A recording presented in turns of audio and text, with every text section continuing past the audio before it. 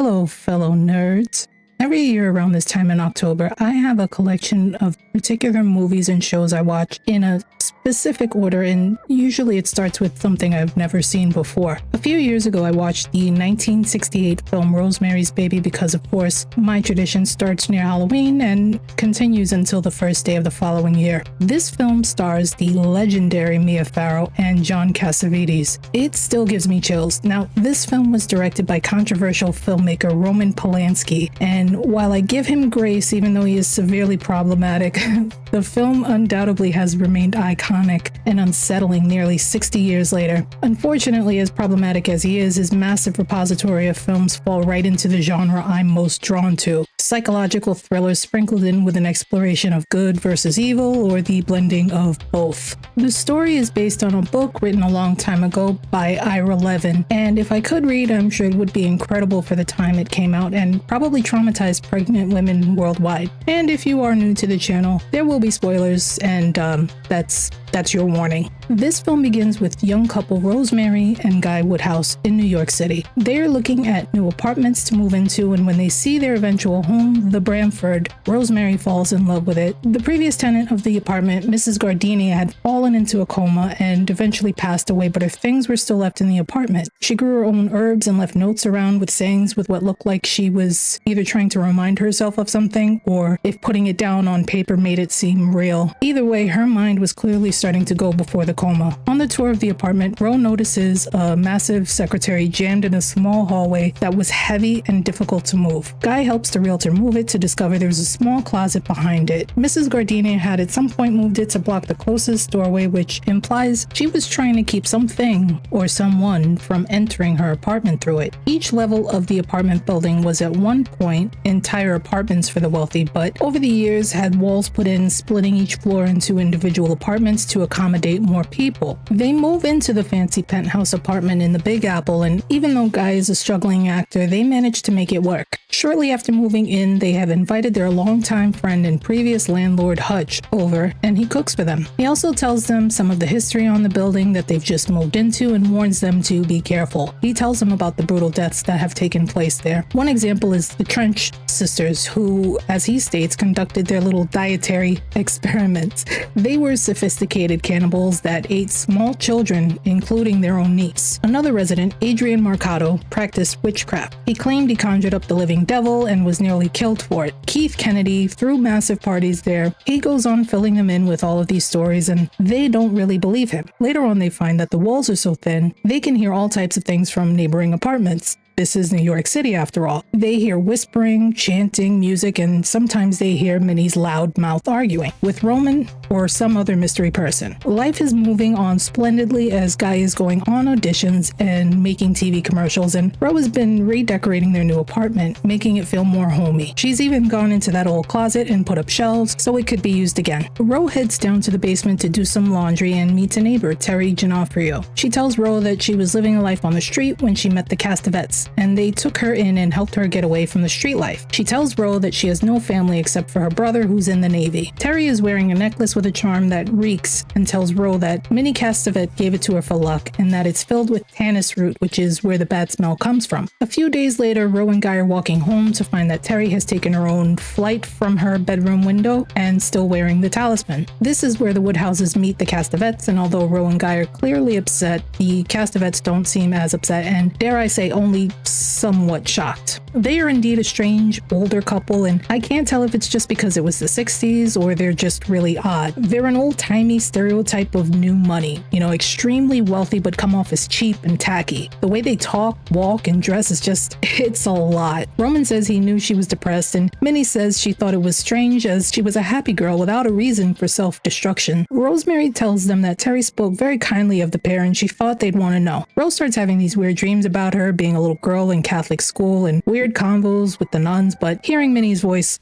all very gnarly. A few days later, Minnie is so pleased with Ro for the kind words on that fateful night, and she knocks on the Woodhouse's door and invites them to dinner later that night with her and her husband Roman, and she won't take no for an answer. She is the nosiest neighbor. She has to see everything, and I mean everything, that Ro has changed. She points out how expensive and swank the new changes are and also asks about whether or not they have children and yada yada. She finally leaves. When Guy gets home from work, he has just lost a part that he really wanted to Don Baumgart. They need the money. Ro tells him about the invite and they reluctantly decide to go. Guy feels that since the Castavetes are an older couple, they shouldn't get too close as they will always have to engage with them out of respect, and he doesn't want to get tied down by that. Ro agrees and they go. The Castavetes put on a full spread for the couple, and Roman tells Guy about his travels and meeting all these famous people, and Guy is so enthralled that he cannot get enough of his stories. Incidentally, Roman serves them vodka blushes, saying that they were very popular in Australia, and I'm more of a Cooper's fan myself. Roman has this way about him that just appeals to Guy. It's not like Guy is an A-list actor by any stretch of the imagination, but Roman seems to be very familiar with his work and appreciates his craft. Minnie reminds me of that aunt who spends her time with social activities, hanging out at the beauty parlor, shopping and brunch with her friends.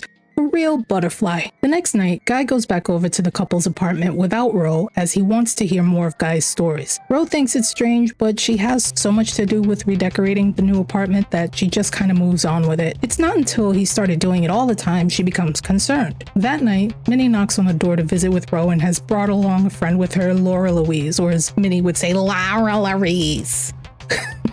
Minnie wanted to have a little bit of a girls' night with knitting and sewing. She then hands Ro a present. It's the same exact talisman that Terry was wearing all the way up until she died. Ro was mortified, but she doesn't let on that she knows where this is from. It's weird. She tells Guy about it, but he says it'd be impolite not to wear it. She knows better though and puts it in a dresser drawer. Remember the role Guy was up for and Don Baumgart got the part instead? Well, someone from the film calls Guy, giving him the news that Don Baumgart is in the hospital. He woke up one day and is now suddenly and permanently blind. He also tells him that if he still wants the part, he can have it. Guy doesn't seem to know how to feel. He's glad he got the part, but admits he didn't want to get it this way. After telling Ro the news, he says he needs to go and take a walk. Later, Hutch comes over and Ro tells him about Guy's getting the part and the circumstances surrounding it. Ro admits to him that things have been a bit strained between them. She's feeling left out as Guy has been so distant. Lately, he's just kind of checked out of the marriage and she misses him. They go for a walk and Hutch asks her about Terry's flight not too long ago. He said he'd heard it on the news and she says she knew the girl. When she gets back to the apartment, Guy has put roses all over the apartment to apologize for being so distant. Strange. How did he know that she was feeling this when clearly he's been so distant? It's as if someone was eavesdropping on a private conversation between her and her old friend, or maybe Hutch called Guy up and said something.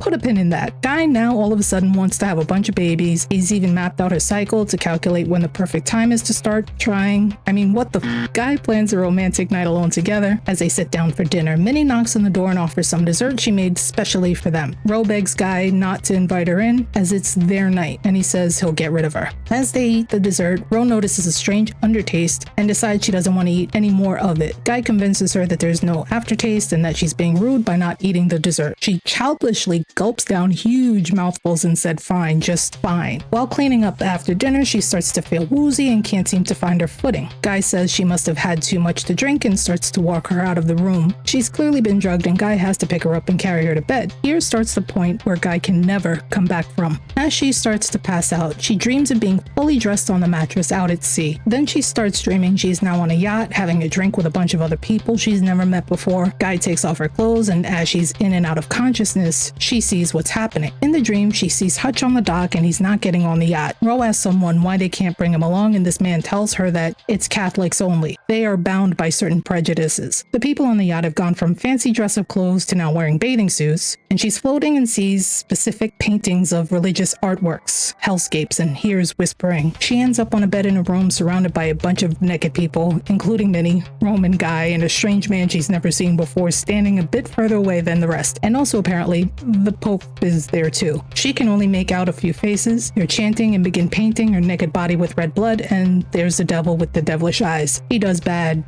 very, very bad things to Ro, and when she wakes up the next morning, she has scratches all over her back, chest, and arms. Guy sees her looking at her new scars and says, yeah, don't worry, he's already filed them down, meaning his fingernails, right? She's pissed that he still did what he did after she passed out. It wasn't romantic at all, and of course, she has no recollection of what really happened. She thought it was was just a nightmare. This is, of course, the night she gets pregnant. She wants to talk to him about it, but see, Rosemary is somewhat timid. Mia Farrow was the perfect person at the time to play this role. She was able to pull off somewhat talking like a polite child, or in the before times, people would call folks who talk like this mousy. She doesn't want to contradict or upset anyone, and the problem with this is that because it's clear to others, they will find a way to manipulate her. This is why I think Guy hasn't actually changed all that much. She's just noticing it more. She doesn't want her husband to think she's crazy, but she knows that something isn't right. She wants to tell him she's upset about that night, but this quote-unquote new version of Guy has her holding her tongue. Also, even though she thinks he's being distant, he's actually paying far more attention to her than she realizes. I mean, he knows when she's ovulating, he knows that she's missed her cycle, and she's not even aware until he tells her. He's even 1,000% certain that she's already pregnant before she's even aware. She was referred to Dr. Hill by one of her friends, and when he confirms the pregnancy, he gives her prenatal vitamins and will be helping her along throughout, and he also needs more blood samples because reasons. On hearing the good news, Guy, he's super excited. She tells him that this should be a new beginning. They were gonna have to be more open and present, and Guy agrees. He tells her he loves her and admits that he definitely needs to do more. And then of course he wants to run across the hall to tell Roman and Minnie. Ro wants to keep it private, at least for a bit, but Guy has already told him they were trying and that it would be rude for him not to update them. He guilts her into conceding and runs out to give the wacky neighbors the good news. Then he has the audacity to bring them back to the apartment so they can congratulate her. You know, I don't have kids and don't intend to, but one would think this would be a moment for them to just bask in their happiness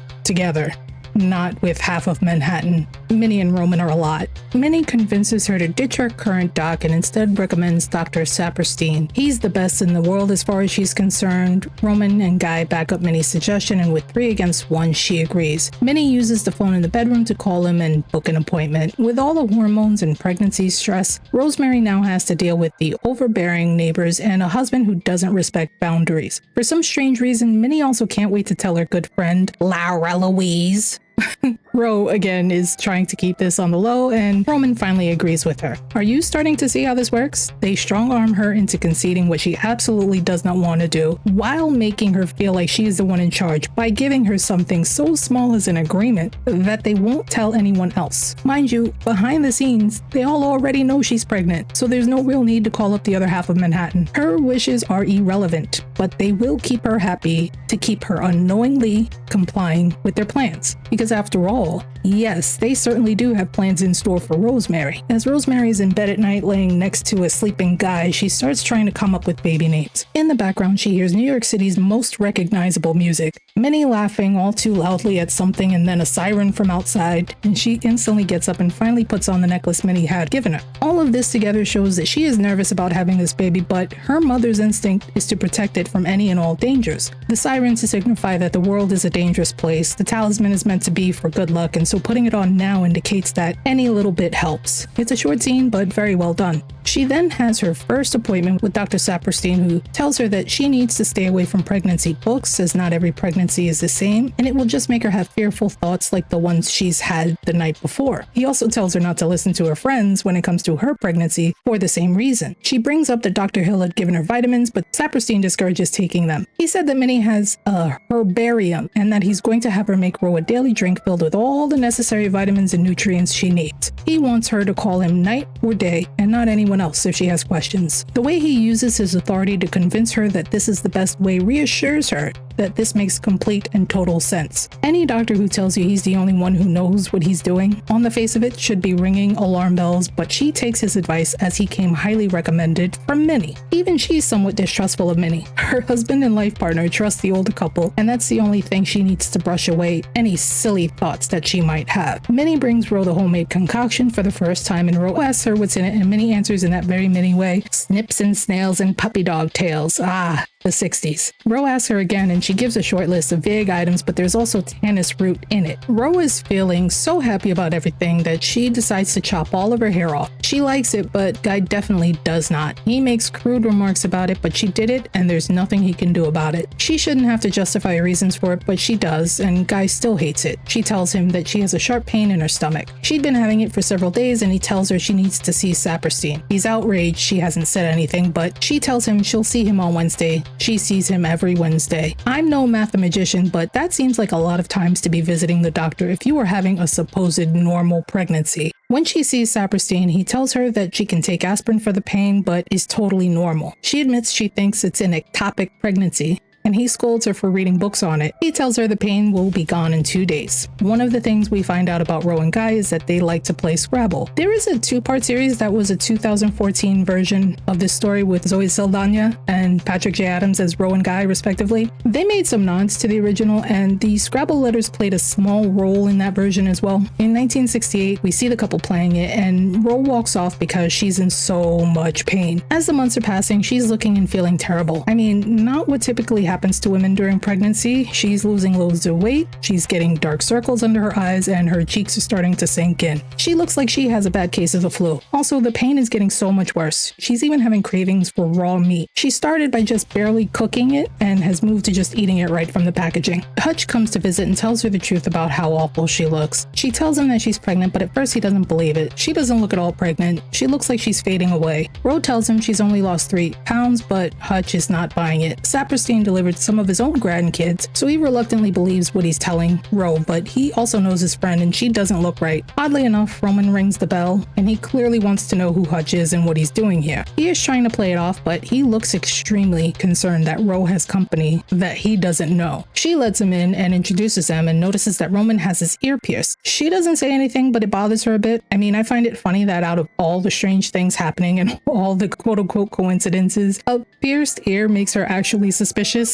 That tells you everything you need to know about the 60s. In the middle of praising Saperstein to Hutch, Hutch lights his pipe and Roman's face instantly changes. Shocked and angered at Hutch's small gesture, Roman just stares at him. Okay, pause. Yes, I know that smoking is bad and worse around kids and pregnant women. For decades, tobacco companies with special interests convinced everyone that smoking was a perfectly healthy thing to do back then and was highly encouraged. People smoked everywhere: hospitals, federal buildings, movie theaters, restaurants, airplanes, everywhere. This was a different time. Roman's reaction makes more sense today than it did back then. He looks like he wants to punch Hutch. As Hutch inspects Ro's talisman, he tries to figure out what the hell Tanis root is. He even suggests I'll have to look it up in the encyclopedia. For the younger crowd, this is an encyclopedia collection, and yes, I had 2 shelves of a bookcase of these growing up. The struggle was real. Roman is not having it. Hutch knows too much already. Roman decides it's time for him to leave and lets himself out. Rosemary brings up the piercing to Hutch and says yes. He also has piercing eyes. He asks him about the older couple and she describes them. Also, the guy has gotten very close to them. In the middle of the convo, guess who comes home? Guy comes in with his movie makeup still on and jabbering away. He wasn't supposed to be home for hours. Hutch is ready to leave and he realizes that he seems to have lost his glove. He'll go back to the city center and see if they found it. They don't. As soon as Hutch leaves, Guy decides he needs to leave and go get a paper. Strange behavior indeed. Hutch gives her a call later and wants to talk to her about something, but he doesn't want to talk about it over the phone. They agree to meet the next morning so that they can speak privately. Guy is not happy about this and starts asking Ro where and what time. Then all of a sudden he needs to run out because he's got an ice cream craving. The next day when Ro goes to meet Hutch, he doesn't show. We can tell at this time it's the Christmas season in New York City. She waits and waits, but he's not there, and this isn't like Hutch. She goes to call his house and see where he is, but she's notified by Grace, a friend of his, that he's in the hospital and has fallen ill. They don't know what's wrong, but he's unresponsive. As she heads back, she coincidentally runs into Minnie. Minnie offers to take her back home as she's feeling ill. The pain has become excruciatingly unbearable. On New Year's Eve, Minnie and Roman have a party in their apartment where Ro tries to tell Saperstein about how much pain she's in, and he says it will more likely pass in a few days. She's been drinking Minnie's drink daily, and clearly it's part of what's making her so ill. Also, devil baby.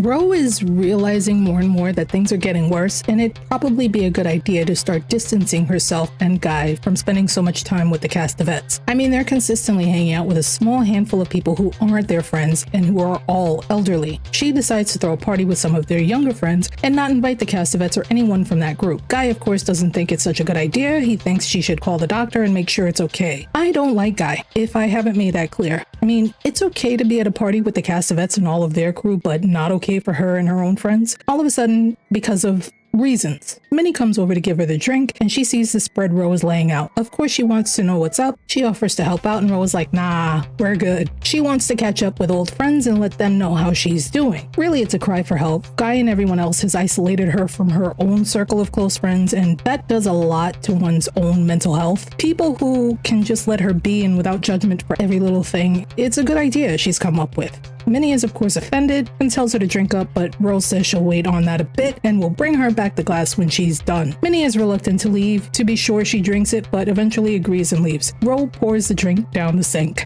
Finally. At the party, all her friends congratulate her. They also note she's lost so much weight. She admits she's not going to the doc her friend recommended to her, but has found someone else. She ends up being in so much pain that the girls bring her into the kitchen to see if they could help. She admits everything, and they give her the moral support to really start fighting back. Something's not right with the pregnancy, and she needs to get a second opinion. They keep Kai out of the kitchen so that she could speak freely. Now, thanks to their validation, she starts standing up for herself. After the party, she tells Guy she wants a second opinion. She's terrified she's going to lose the baby. She's going to get a second opinion from Dr. Hill, and she's already stopped drinking Minnie's drink. Guy, of course, fights back, saying that she's ungrateful for having the best doctor in the city and that her friends are idiots. He didn't quite use that word, but he doesn't deserve a full quote. She's several months pregnant by this point, but you wouldn't be able to tell the difference if she doesn't tell you she is. In the midst of their arguing, the pain suddenly stops. She's more excited that the baby is finally moving than she is about not having any more pain. Because of this, she'd changed her mind yet again and has gone back to the routine of drinking Minnie's drink and prepping for the baby. The months are passing and Ro has finally started to show. She looks like she's ready to burst. She even packs a suitcase for the hospital because that's how close we are getting to the apocalypse. She receives a call from Hutch's friend Grace. She tells her that Hutch has just passed and Grace wants to invite her to his funeral. Grace tells her that at the end he regained consciousness and thought it was only the next day from when he was supposed to meet up with her. Grace gives her a book he left for her, and she's supposed to tell Ro that the name is an anagram. Neither one of the women know what that means, but Hutch was clearly onto something.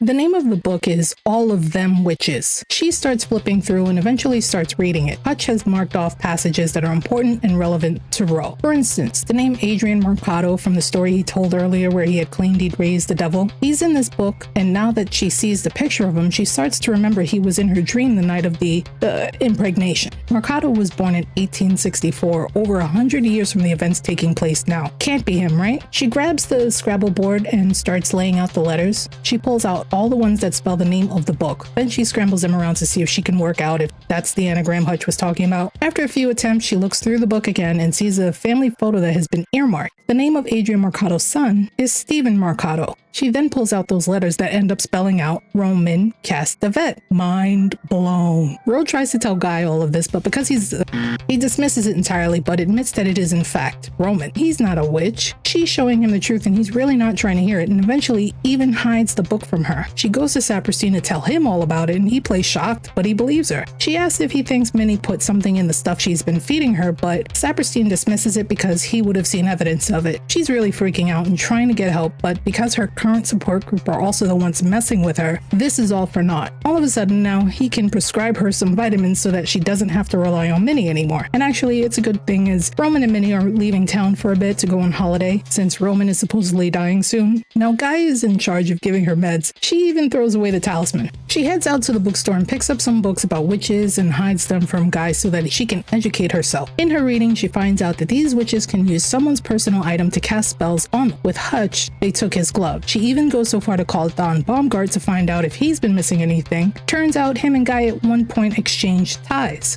He tells her that it was a fair exchange and he doesn't think his sight is coming back. See, Ro is trying to find proof. With the tie exchange, there's doubt because the property wasn't stolen. It doesn't deter her though. She now fully realizes that Guy is a part of whatever this thing is, and she takes her suitcase and heads out to find the only person she thinks can help her, Saperstein. In the waiting room, the nurse tells her that the perfume she's wearing is a big improvement from what she normally wears. Ro tells her that it wasn't perfume, that it was from a good luck charm that she's just thrown out. The nurse tells her that maybe the doctor will follow her example. She admits Saperstein sometimes has that smell and it's gross. That tannis root scent is strong for sure. Even though she tossed the talisman, she's been drinking Minnie's drink, so her skin probably reeks of it too. It's at this point she realizes that the good Dr. Saperstein is in on this whole cabal. She quickly leaves and tries to get in to see Dr. Hill. He's the only one she can think of. She calls him from a payphone and she is being followed. She finally gets in touch with him and he agrees to meet her at his office later that night. When she gets there, he can see she is really distraught. She tells him that there is a plot against her and that even her husband is a part of it. She begs him to put her in the hospital so that he can deliver the baby, and after a while agrees. He listens to her and then tells her she needs to lay down for a bit and get some rest. Keep in mind, this is now the end of June and there's already a heat wave in New York City. She's doing all this running around and is days away from giving birth. The tension is really at its peak. She manages to fall asleep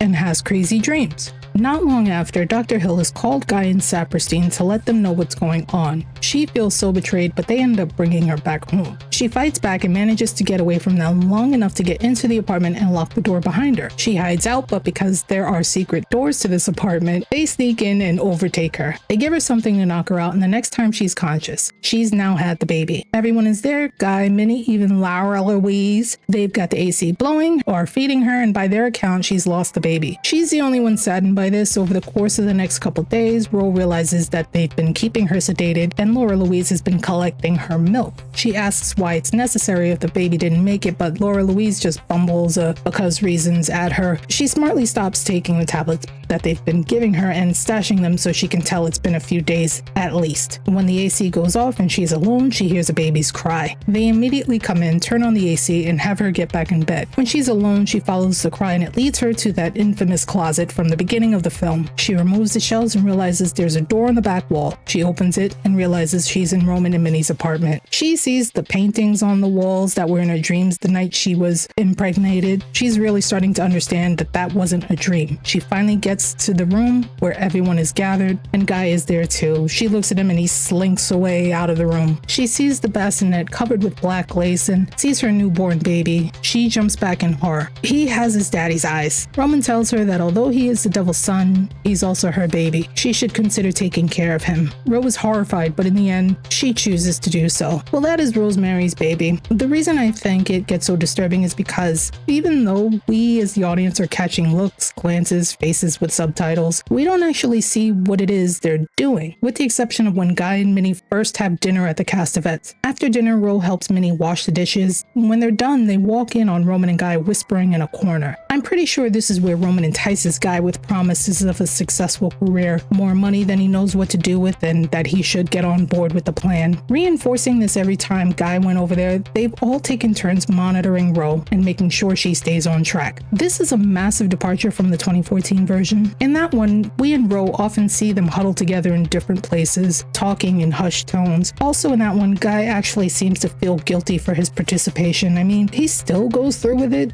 but in 1968, you don't see him actually struggling with the decision. He just steamrolls all over Ro to either force her or guilt her into keeping with the program. Even given the people that had hexes on them, we didn't see how or when they died, and Don Baumgart was never killed. In 2014, their circumstances were completely different, and the Don Baumgart figure was actually killed, and we see how it happened. 1968 didn't have to show you. In fact, it felt intentional not to show us. This was clearly to get the viewpoint from Ro. She doesn't see any of the cues, and when she does, she realizes that what were once coincidences were in fact intentional. We know for sure when she knows for sure. We don't even know how deep it is until she does. This was a classic for sure, and it's a classic for a reason. The thing that I can't understand is that when Ro went looking for help, she didn't reach out to her real friends that were offering to do so. It seems like that would have been safer, but I also think that would have changed the story. It would have had to go to places that weren't really in keeping with what was already laid out. As I said earlier, I think Mia Farrow was perfect as Ro in 1968. She did an excellent job of showing Ro as basically a pushover. It made Guy so much more nefarious as he was able to keep changing her mind from what she wanted to do so that the plan would go accordingly. He let them violate her and had no remorse for it. It wasn't until she was pregnant that now she had to protect the baby at all costs. When she stopped taking Minnie's drink and she stopped having the pains, it opened her up to the crew being right about her treatment. She was always suspicious of them, and when she finally had proof, it was really too late. Anyway,